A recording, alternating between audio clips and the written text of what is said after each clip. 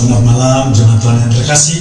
Kita berjumpa kembali dalam pemberitaan firman Tuhan di dalam mesbah keluarga yang khusus membahas mengenai pendalaman Alkitab. Untuk itu malam ini saya beri topik, apakah Paulus pernah menikah atau pernah bercerai ya. Namun sebelumnya seperti biasa kita akan berdoa terlebih dahulu. Terima kasih Tuhan atas penyertaan Tuhan sepanjang hari ini dan sepanjang hidup kami. Terima kasih juga Tuhan atas kesempatan yang telah Tuhan berikan kepada kami untuk lebih mendalami isi hati Tuhan. Biarlah Tuhan yang melawat dan mengurapi kami, agar kami bisa lebih mengerti akan pendalaman Alkitab pada malam hari ini. Terima kasih Bapa yang di surga, terima kasih Tuhan Yesus, dan terima kasih Tuhan Roh Kudus. Kami persiapkan hati dan pikiran kami untuk mendengarkan firman-Mu. Haleluya, amin. Pada pembahasan yang lalu, kita sudah membahas apa yang dikatakan Alkitab mengenai perkawinan ataupun perceraian.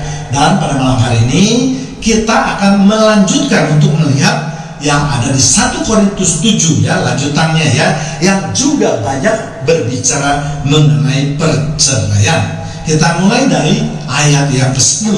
Kepada orang-orang yang telah kawin, bukan aku tetapi Tuhan, perintahkan supaya seorang istri tidak boleh menceraikan suaminya.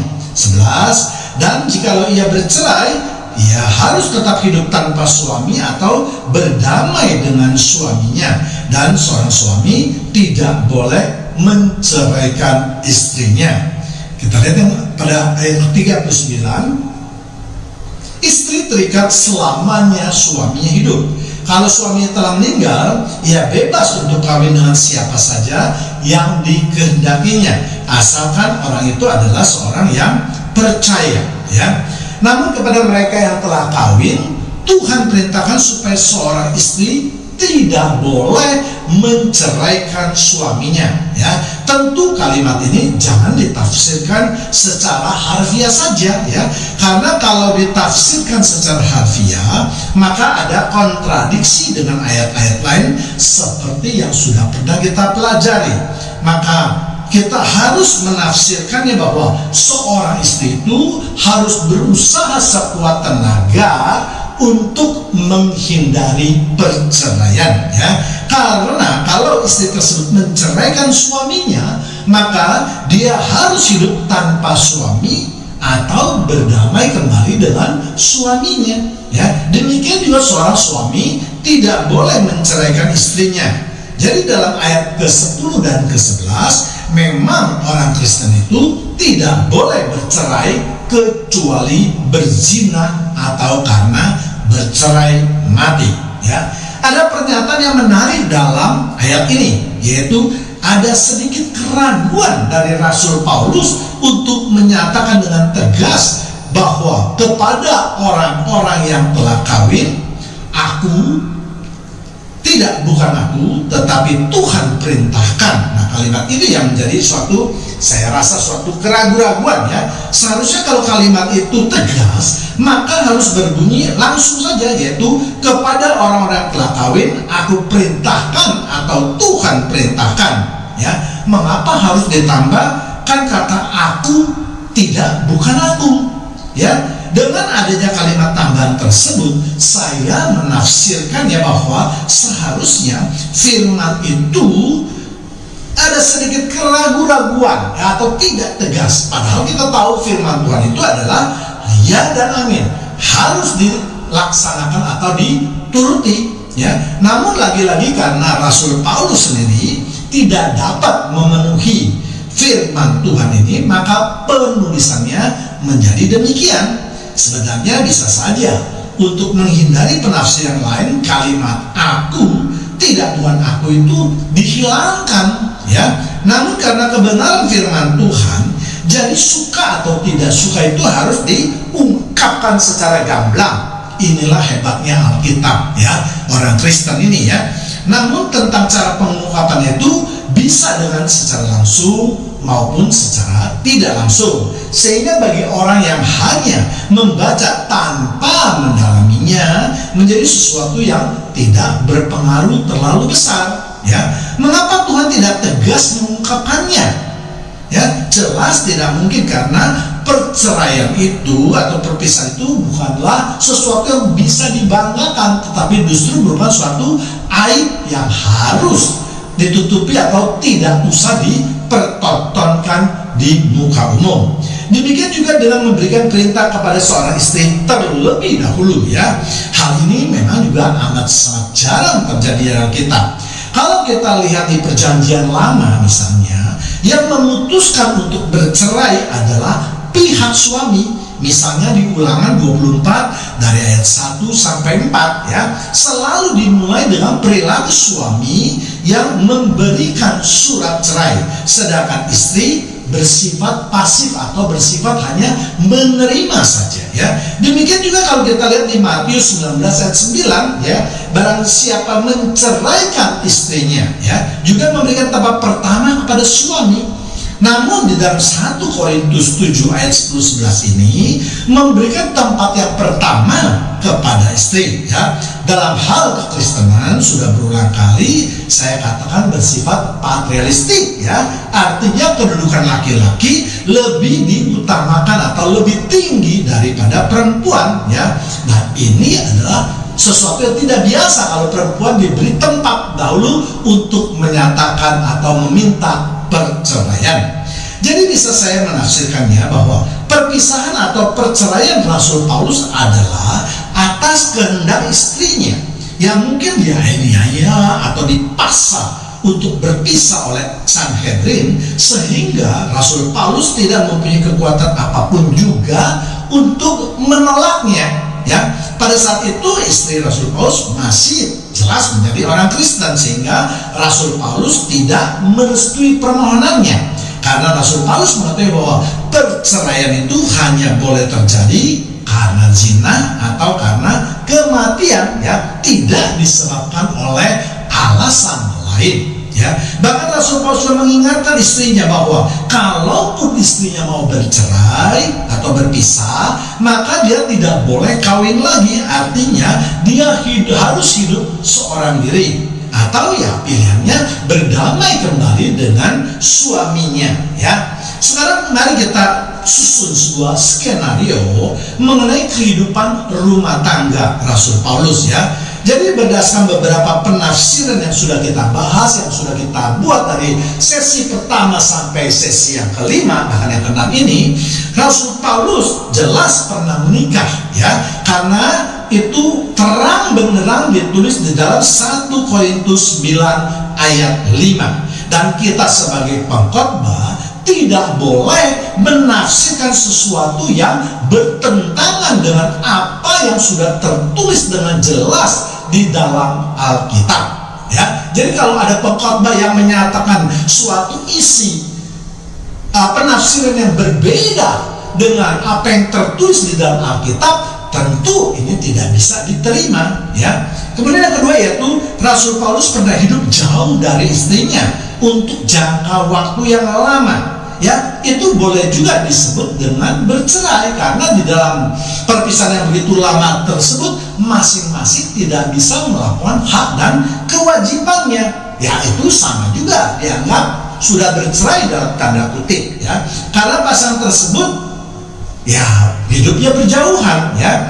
Apalagi kalau kita lihat ada keraguan di dalam ayat ke-6 yang mengatakan bahwa perpisahan jauh itu dikatakan sebagai kelonggaran ya, bukan sebagai perintah. Dan kita sudah tahu, yang sudah pernah saya jelaskan tadi, bahwa biasa di dalam Alkitab itu selalu berisi suatu perintah, apakah perintah untuk dilaksanakan atau perintah untuk dihindari. Nah, ini ada suatu kelonggaran, artinya boleh dilakukan ya atau tidak, juga tidak apa-apa, tidak mempunyai sanksi. Dan inilah yang saya sebut sebagai suatu keraguan-raguan ya. Kemudian yang ketiga, adalah baik kalau laki-laki tidak kawin, yaitu di 1 Korintus 7 ayat 1. Ayat ini sering ditafsirkan Rasul Paulus tidak menikah, padahal di 1 Korintus 9 ayat 5 menyatakan dengan tegas Rasul Paulus beristrikan seorang Kristen ya. Jadi menurut penafsiran saya, ketika itu ya memang Rasul Paulus hidup seorang diri, artinya dia memang tidak mempunyai bertempat tinggal atau hidup bersama dengan istrinya. Namun jangan juga diartikan bahwa Rasul Paulus tidak pernah menikah. Sekali lagi berulang-ulang saya tekankan ya, karena saya tahu bahwa memang pengajaran bahwa Rasul Paulus itu tidak pernah menikah itu sudah berlangsung berpuluh-puluh tahun. Jadi sangat sulit untuk menerima adanya penafsiran yang baru ini. Kenapa hal ini bisa terjadi? Karena itu ya, jemaat Tuhan malas untuk membaca firman Tuhan, sehingga hanya memperoleh masukan dari para pengkhotbah saja ya. Kemudian selanjutnya itu ada keraguan di ayat 10 yang memerintahkan seorang istri tidak boleh bercerai dan seterusnya. Dan saya menafsirkannya sebagai suatu tanda bahwa istri Rasul Paulus itu pernah meminta cerai dari Rasul Paulus ya. Lalu diingatkan oleh Rasul Paulus bahwa wanita yang sudah bercerai itu tidak boleh kawin lagi atau harus berdamai dengan suaminya.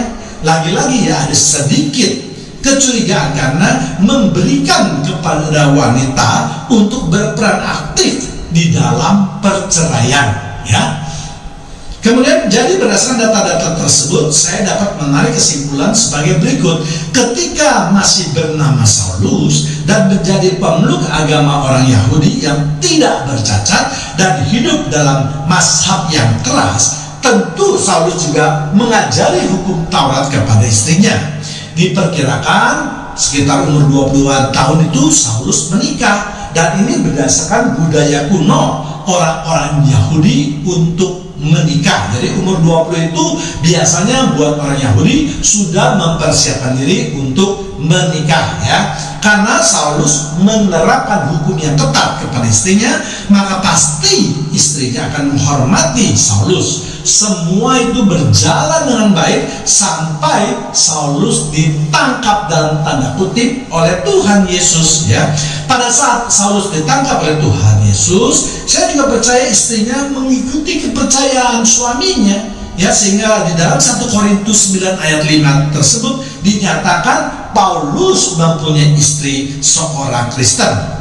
Penafsiran saya adalah setelah Rasul Paulus itu mulai menyebarkan agama Kristen dan mendapat ancaman dari mahkamah agama, maka rumah tangga Paulus mengalami masalah ya. Mulai timbul masalahnya karena mungkin istri Paulus ditekan ya, menerima ancaman, bahkan mungkin setelah ditangkap disiksa mungkin ya, atau disandera oleh anggota Sanhedrin ya. Tujuannya apa? Tujuannya itu untuk menekan Paulus supaya menghentikan penyebaran atau pemberitaan firman Tuhan atau Injil ya. Ya, karena apa? Karena Paulus tidak dapat dihukum sembarangan atau dibunuh secara sembarangan ya, karena dia orang Romawi termasuk bangsa Rom. Itulah salah satu alasan mengapa Paulus hidup berjauhan dengan istrinya. Sedangkan perlakuan penyanderaan dapat kita lihat perilaku Sanhedrin ya, bagaimana mereka memperlakukan Yesus atau Rasul Paulus atau murid-murid Yesus lainnya. Ya, sangat keras, mereka didera, disiksa, bahkan boleh dikatakan sangat kejam ya. Jadi besar kemungkinan istri Rasul Paulus itu tidak kuat menahan siksaan daripada Sanhedrin, sehingga akhirnya mengajukan cerai kepada Rasul Paulus atau minimal hidup berjauhan untuk waktu yang sangat panjang ya. Dan Rasul Paulus pun memakluminya ya, sebab kalau ditafsirkan istrinya mati, maka kiranya hal tersebut tidak perlu disembunyikan ya, karena kematian bukanlah suatu aib ya, tetapi perpisahan yang lama yang menyebabkan perceraian itulah aib. Mungkin karena ancaman nyawa dari Sanhedrin atau orang-orang sekitarnya yang menyebabkan istri Paulus mengajukan cerai kepada Paulus agar dirinya dapat dibebaskan dari cengkraman anggota Sanhedrin ya. Bahkan kemungkinan besar juga mungkin istri Rasul Paulus itu sudah kembali lagi menjadi anggota atau menjadi pengikut agama Yahudi seperti sebelumnya ya. Sehingga dapat kita lihat penjelasan mengenai perkawinan orang percaya dan bukan orang percaya. 1 Korintus 7:15. Tetapi kalau orang yang tidak beriman itu mau bercerai, biarlah ia bercerai. Dalam hal yang demikian saudara atau saudari tidak terikat. Tetapi Allah memanggil kamu untuk hidup dalam damai sejahtera. Jadi Rasul Paulus menilai kalau istrinya itu tidak lagi memeluk agama Kristen, maka dia dianggap bukan lagi sebagai orang yang percaya atau orang beriman. Dan kalau istrinya meminta cerai, maka Rasul Paulus akan meluluskannya. Rasul Paulus juga menyelami dan mengerti akan kondisi dan situasi yang dialami oleh istrinya pada saat itu, dan Rasul Paulus merasa tidak berdaya. Kondisi inilah yang disebut dengan Rasul Paulus seperti duri dalam daging, ya. Jadi perceraian itu bukanlah karena kedua atau kehendak daripada atau keinginan daripada kedua orang tersebut, tetapi ada faktor eksternal yang begitu kompleks yang membuat mereka akhirnya bercerai atau berpisah, ya. Dan akhirnya Rasul Paulus menyatakan bahwa apapun yang kita jalani di dalam kehidupan ini, kita harus hidup dalam damai sejahtera karena Allah yang menghendakinya. Jadi kalau ini bisa kita diterima penafsiran saya, maka untuk 2 Korintus 12 ayat 7, dan supaya aku jangan meninggalkan diri karena pernyataan-pernyataan yang luar biasa itu, maka aku diberi suatu duri di dalam dagingku, yaitu seorang utusan iblis untuk menggocok aku supaya aku jangan meninggikan diri, ya. Ayat ini memang banyak ditafsirkan adanya suatu penyakit ataupun rabun mata pada Rasul Paulus. Tetapi kalau kita menyimak tanpa memaksakan kehendak kita, kata duri di dalam daging itu mempunyai pengertian sesuatu yang selalu membuat hati kita menjadi tidak enak atau tidak menyenangkan, ya, bahkan mungkin bisa menyengsarakan atau menyedihkan. Ya, data dalam kehidupan kita biasa dipakai untuk menyatakan suatu ancaman dari orang-orang yang dekat atau mempunyai relasi hubungan yang sangat dekat dengan kita, yang membuat kita bersedih atau memalukan kita atau membuat hidup kita menderita, ya. Jadi jelas, ya, kalau duri dalam daging ini tidak dapat diartikan hanya sebagai penyakit saja, karena ada kata yang selanjutnya, yaitu seorang utusan iblis. Seorang utusan iblis ini bukan berbicara mengenai penyakit, ya, jelas ini, ya. Jadi sedangkan arti menggocok itu berasal dari kata gocok, yaitu saling meninju dengan keras. Mungkin yang dimaksud dengan Rasul Paulus adalah dia terus bergumul melawan si iblis untuk terus bisa mempertahankan pernikahannya.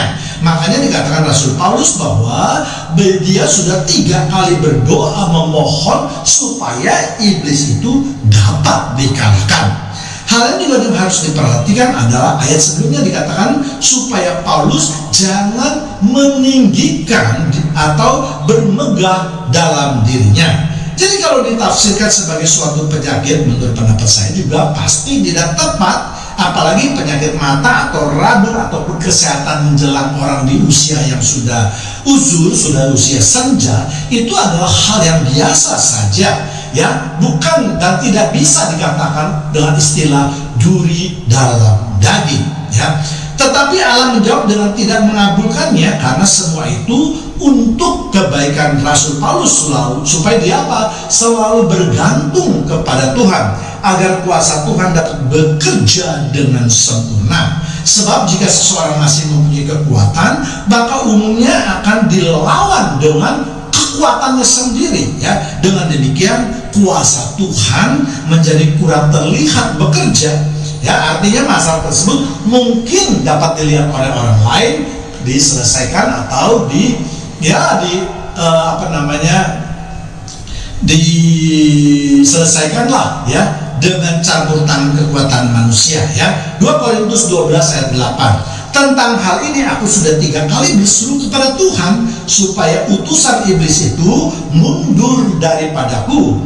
bilang, tetapi jawab Tuhan kepadaku, cukuplah kasih karuniaku bagimu, sebab justru dalam kelemahanlah kuasaku menjadi sempurna. Sebab itu terlebih suka aku bermegah atas kelemahanku, supaya kuasa Kristus turun menaungi aku. Ya, jadi Rasul Paulus menganggap masalah dengan istrinya itu merupakan sesuatu yang berasal daripada iblis, yaitu ya orang-orang, perbuatan-perbuatan dari anggota Sanhedrin, ya, dan duri dan daging yang tidak biasa, yaitu tidak bisa dilepaskan selama hidup, karena perpisahan atau perceraian dengan istrinya itu sudah terjadi dan waktu tidak dapat diputar ulang, ya, serta menjadikan sesuatu yang kelam di dalam kehidupan daripada Rasul Paulus, ya, sehingga pemakaian duri dan daging menjadi lebih tepat dan kelihatan tidak dipaksakan,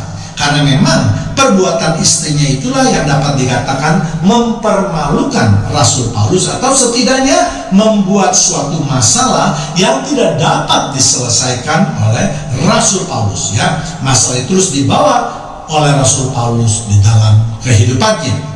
Alasan lain mengapa doa Rasul Paulus itu tidak dikabulkan oleh Tuhan, karena Tuhan juga tidak ingin peristiwa Musa terulang kembali. Ya, ketika Musa dipakai oleh Tuhan begitu luar biasa, sehingga semua orang Israel itu begitu memuja Musa, bahkan mana yang berasal daripada Tuhan pun dikatakan berasal daripada Musa. Bangsa Israel hanya melihat dengan apa yang dapat dilihat dengan mata saja, ya. Dan mereka berpendapat Musa itu seperti Allah, karena Musa itu dapat melakukan perbuatan-perbuatan ajaib, mukjizat begitu banyak yang telah diperbuat oleh Musa. Padahal semua itu adalah karena kasih karunia Allah, ya. Itulah sebabnya mengapa jasad Musa diangkat oleh Allah sebelumnya menjadi rebutan antara malaikat Mikael dengan Lucifer, karena jika Lucifer berhasil mendapatkan jasad Musa, maka pastilah orang Israel akan menyembah jasad Musa tersebut dan menjadikan Allah bagi bangsa Israel. Dan Tuhan tentunya tidak menghendaki hal tersebut terjadi, maka Tuhan pun akhirnya mengutus malaikat Mikael untuk merebut jasad Musa. Yudas 1 ayat 9, ya. Tetapi penghulu malaikat Mikael ketika dalam suatu perselisihan bertengkar dengan iblis mengenai mayat Musa, tidak berani menghakimi iblis itu dengan kata-kata hujatan, tetapi berkata, kiranya Tuhan menghardik engkau. Demikianlah pendalaman Alkitab yang dapat saya sampaikan. Kiranya kita semua diberi hikmat oleh Tuhan Roh Kudus, agar kita semua bisa lebih mengerti tentang isi hati Tuhan, ya. Dengan demikian, sebanyak 6 sesi sudah selesai untuk menjawab apakah Rasul Paulus pernah menikah atau pernah bercerai atau berpisah dari istrinya, ya. Itu sudah kita bahas dari sesi pertama sampai ke sesi ke-6. Mari kita tundukkan kepala kita. Terima kasih Tuhan atas kesempatan baik ini, sehingga malam ini kami bisa lebih mengerti akan isi hati Tuhan. Biarlah Tuhan terus menaungi kami dengan firman-Mu, agar kami tidak tersesat di dalam kehidupan kami. Terima kasih sekali lagi kepada Bapa yang di surga, Tuhan Yesus dan Tuhan Roh Kudus. Kami sudah berdoa dalam nama-Mu dan mengucapkan syukur di dalam nama-Mu. Amin.